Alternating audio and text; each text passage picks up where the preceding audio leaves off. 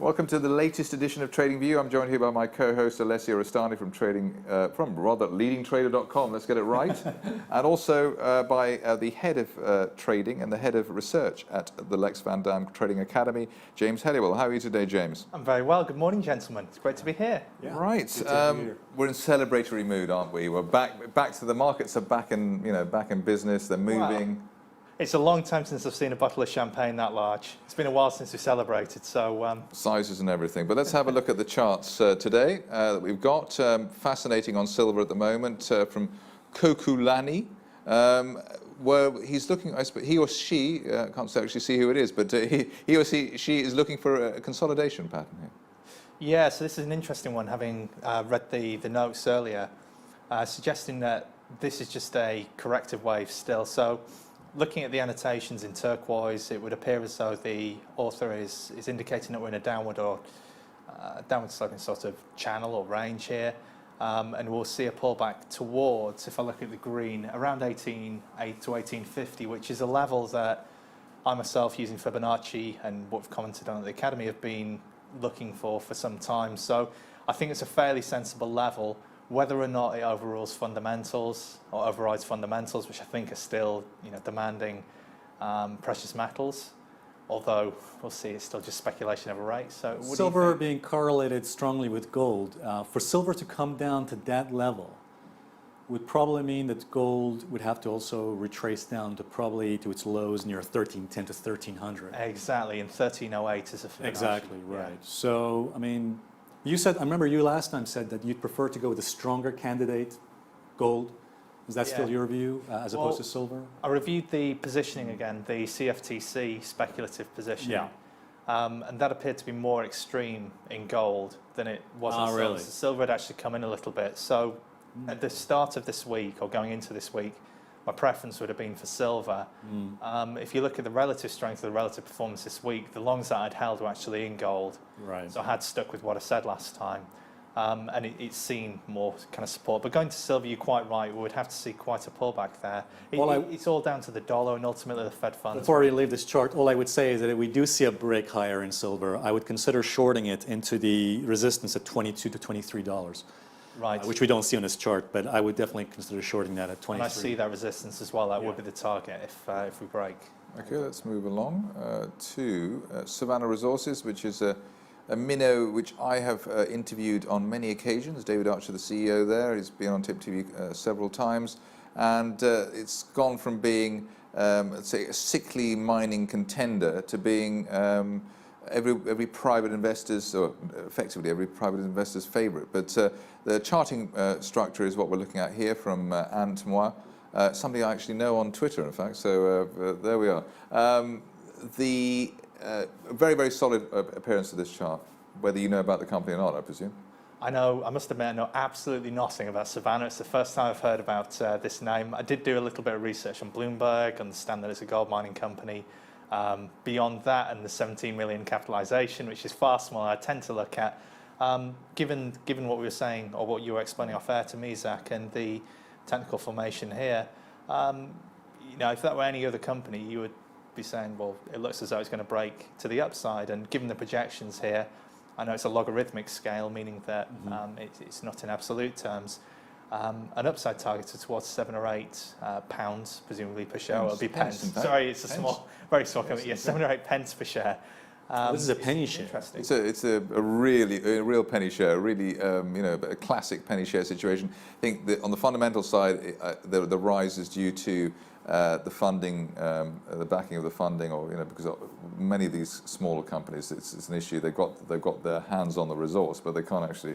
The digging it out of the ground is the difficult part. So that seems to be assured, and obviously the market in general for mining stocks has been much better since January. So presumably the shares would have been up anyway from that time. Interesting leverage play on the precious metals. You can see the correlation.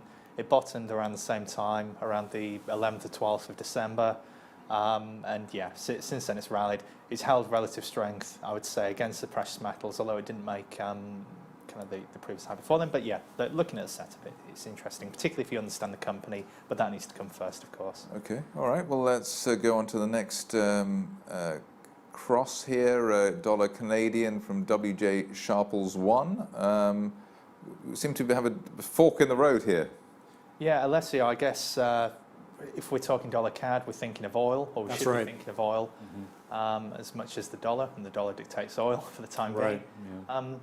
Do you have any view on crude at the moment, since we discussed it last week? We were speaking about crude oil just a few moments ago, and it appears that crude oil, the highs, which we formed about a month ago or so, the highs have hit resistance at the monthly trend line. It's a very critical resistance, I think near the $50 range. I remember you saying, yeah that's key. There's support at 35. So all we said with Zach was that if oil takes out $40 and closes below 35, then we could certainly see, low 30s to 26. It's not a confident prediction I have on that one. I don't think it's likely.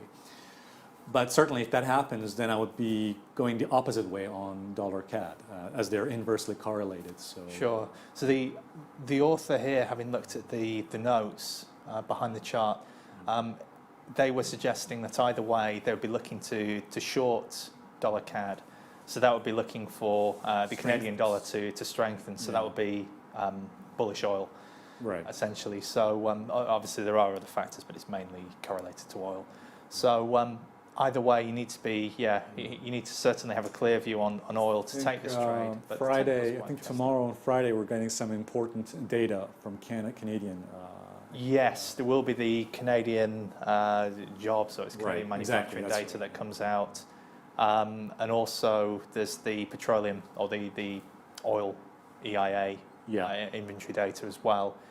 Later on, which you need to be mindful of, and there's been a lot of discussion this week as well around oil. For me, it's not something that I'm really touching at the moment.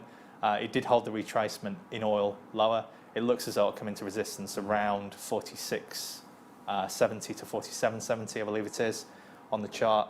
If it doesn't take out the high, which I don't expect it to do, then we'll probably be retracing below 41 towards 39, which is the pivot you were talking about around 40. From an Elliott wave perspective, to me, this consolidation looks like a wave 4. It makes sense. I think that's a projection they're showing on the number 2 projection they're showing. To me, I think that's more likely. So I probably would agree with the fellow you were talking about. I think this person, is that correct? WJ Sharples. So I think the projection they're making on a wave 2 moved lower to retest the previous lows. I think that's probably the more likely. So I guess if crude does what we expect it to do over the very, very short term, over the next week or so, data permitting, if we expect it to kind of soften again or continue to soften for the time being, consolidate, then 2 is perhaps more likely. Okay. Sorry, no, 1 would be more likely, because that would be... Yeah, that would be the inverse of that. That would be the inverse. But if we do see a sustained rally in crude, then it would be 2. So it would take quite a lot, I think, for 2 to happen straight away. So I'd actually maybe temper that. No, all I'm saying is that a potential retest of that previous low formed in May would probably complete wave 5. Oh, I see. Yeah, that makes sense. People who follow Elliott waves, wave 5 would be the final wave before potentially a bottom forms. I think it could be an interesting sell if we get the rally to 132.18, which is where number 1's pointing. That's kind of interesting around that. Right. Okay, well, let's move along to the next market, which is the FTSE in a fascinating situation here. I suppose the Kukulani is looking for this to do a little bit, behave a little like silver, in the sense you've had the peak and then you have a dribble back from that peak. Making people give up the ghost on the bull argument and then smashing up again. Yeah, so this is an interesting one. We know that post referendum, June 23rd, in the UK, the FTSE's outperformance has essentially been driven by sterling weakness. Now that sterling appears to have bottomed just below 128 and has strengthened to above the 133.16 level closing on Monday. Of course, we've had news from Carney in the meantime. It appears as though, it's certainly strengthened, it appears as though, so maybe that is the peak. However, equities are driven by many other things, not just the currency. Well, all I would say about this, James, is that we are heading into the September, we are in September. This is on record, this is the most terrible month for stocks. On average, stocks lose about 1% in September. It could be more than that this month. We don't know. I mean, there's a lot of things coming, as we know, the elections, earnings.